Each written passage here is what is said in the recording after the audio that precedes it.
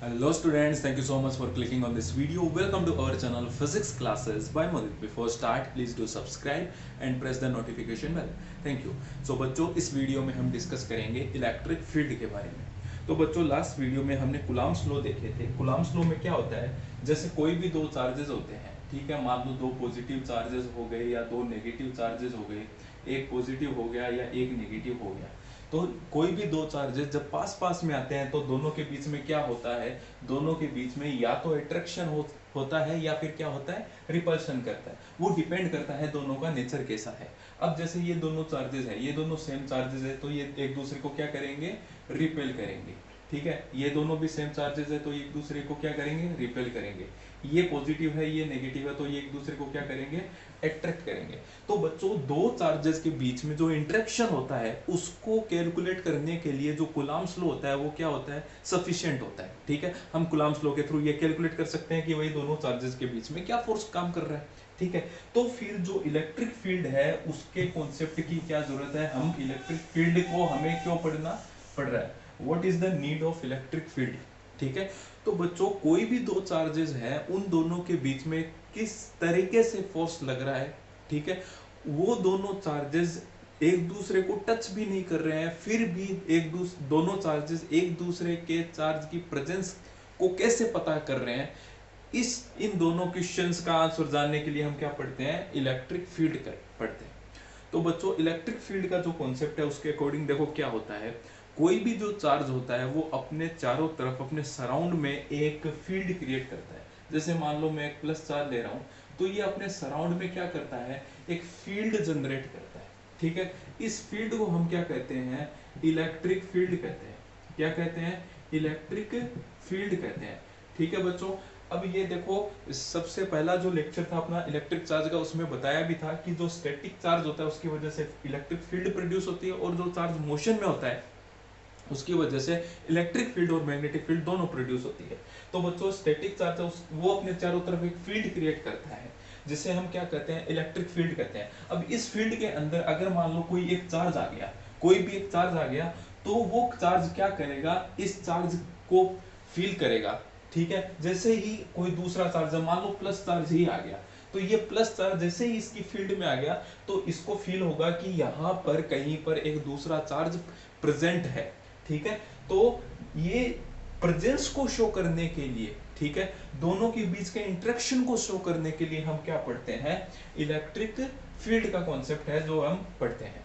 ठीक है बच्चों, अब बात आती है इलेक्ट्रिक फील्ड इंटेंसिटी। तो बच्चों जो इलेक्ट्रिक फील्ड इंटेंसिटी है वो ही, उसे हम कई बार इलेक्ट्रिक फील्ड भी बोल देते हैं। ठीक है, तो इलेक्ट्रिक फील्ड इंटेंसिटी क्या है, ठीक है, बेसिकली इसकी डेफिनेशन क्या होती है, force per unit charge is called electric field intensity, it is represented by E vector। ठीक है, वेक्टर क्यों लिखा है, इलेक्ट्रिक फील्ड जो होती है वो क्या होती है, वेक्टर क्वांटिटी होती है। ठीक है बच्चों, इलेक्ट्रिक फील्ड इंटेंसिटी क्या होती है, एक वेक्टर क्वांटिटी होती है। अब वेक्टर क्वांटिटी है तो इसकी डायरेक्शन भी होगी, इसकी जो डायरेक्शन है वो कौन सी डायरेक्शन होगी, जिस डायरेक्शन में फोर्स है, डायरेक्शन ऑफ फोर्स, जिस डायरेक्शन में फोर्स है उसी डायरेक्शन में इलेक्ट्रिक फील्ड की डायरेक्शन होगी। ठीक है बच्चों, तो अब देखो मान लो एक हम चार्ज लेते हैं प्लस चार्ज और इसके सराउंड में इसकी इलेक्ट्रिक फील्ड जनरेट हुई है। तो इस फील्ड के अंदर अगर मान लो हम क्या लेकर आते हैं, एक टेस्ट चार्ज लेते हैं, क्यू नोट, हम एक टेस्ट चार्ज लेकर आए हैं। जो टेस्ट चार्ज होता है ना बच्चों, उसकी कुछ स्पेसिफिकेशंस होती है। एक तो ये इनफाइनाइटली स्मॉल होना चाहिए, ठीक है, बहुत ही छोटा चार्ज होना चाहिए, और हम जनरली ये क्या लेते हैं, पॉजिटिव चार्ज लेते हैं। ठीक है, तो और इसकी जो फील्ड है ना वो हमने नेग्लिजिबल मानी है।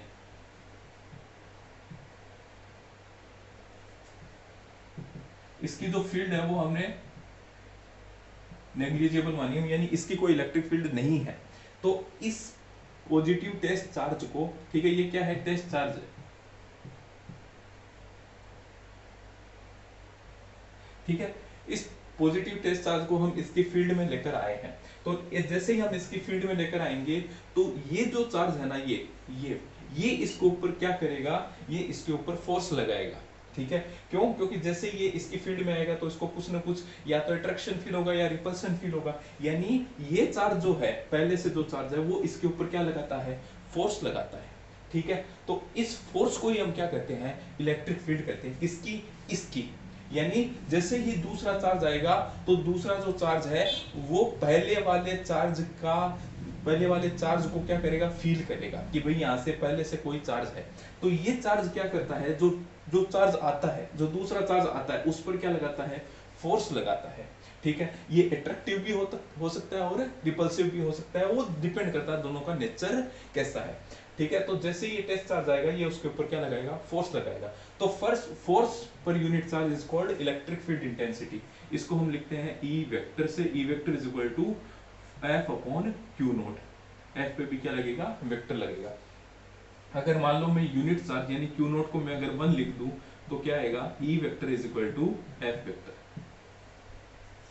तो force per unit charge is called electric field intensity. ये क्या होती है? वेक्टर क्वांटिटी होती है। और इसकी डायरेक्शन क्या होती है? जिस डायरेक्शन में फोर्स लग रहा है उस डायरेक्शन में इसकी डायरेक्शन होती है। ठीक है बच्चों, नाउ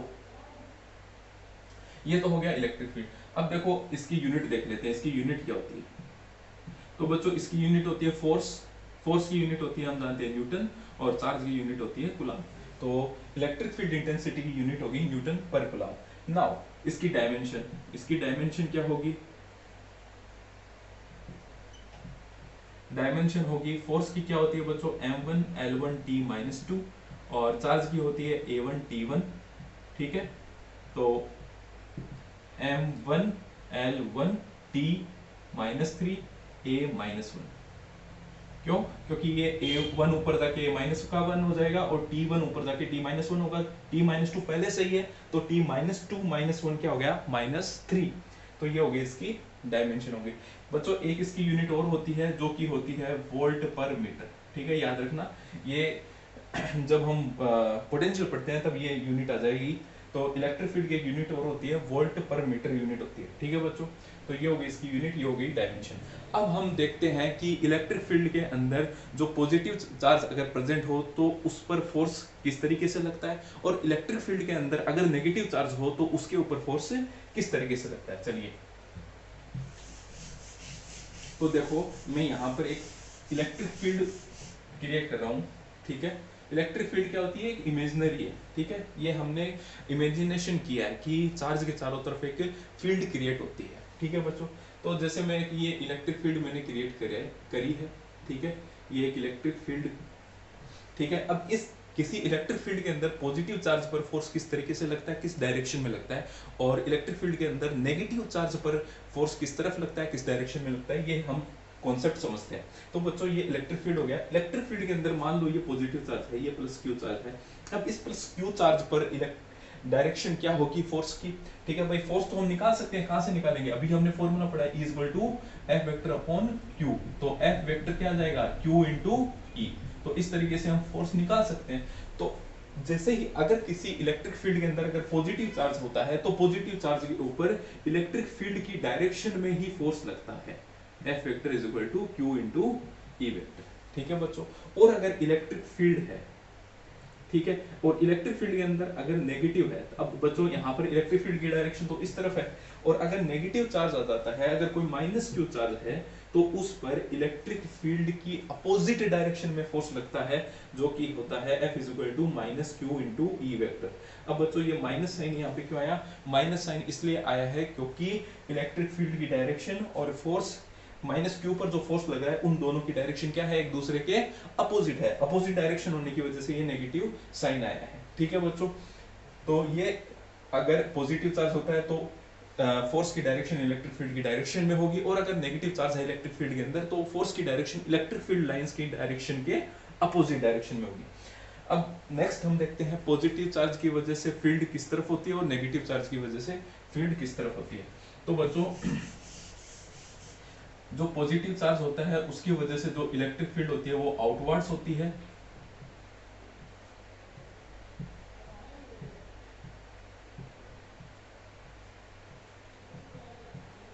पॉजिटिव चार्ज की वजह से जो इलेक्ट्रिक फील्ड होती है वो आउटवर्ड्स होती है, और नेगेटिव चार्ज की वजह से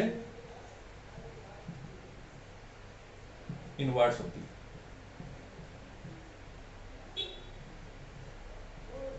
ठीक है बच्चों, पॉजिटिव की वजह से आउटवर्ड होती है और नेगेटिव की वजह से इनवर्ड होती है।